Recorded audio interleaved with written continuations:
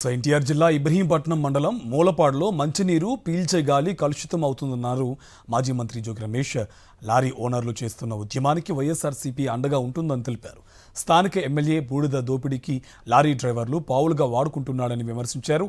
బూడిద టెండర్ ద్వారా వచ్చే 150 కోట్లు ఈ ప్రాంతానికే ఖర్చు చేయాలన్నారు.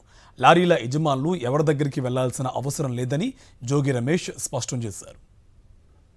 వందలాది మంది లారీ యజమానులు చాలా పేదవాళ్ళు, స్థానికులు,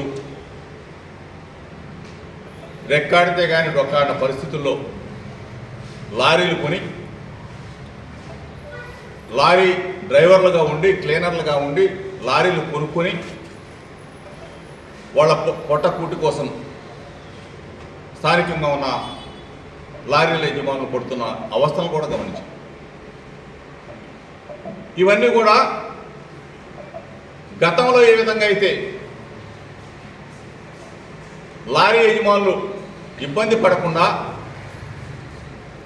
మన ప్రాంత వాసులు కాబట్టి వాళ్ళందరికీ కూడా ఉపాధి కల్పించాలి అనే ఉద్దేశంతో వైఎస్ఆర్ కాంగ్రెస్ పార్టీ తరఫున ఒక పక్కన అధికారుల్ని, ఒక పక్కన కాంట్రాక్టర్ని డిమాండ్ చేయడం కూడా జరుగుతుంది.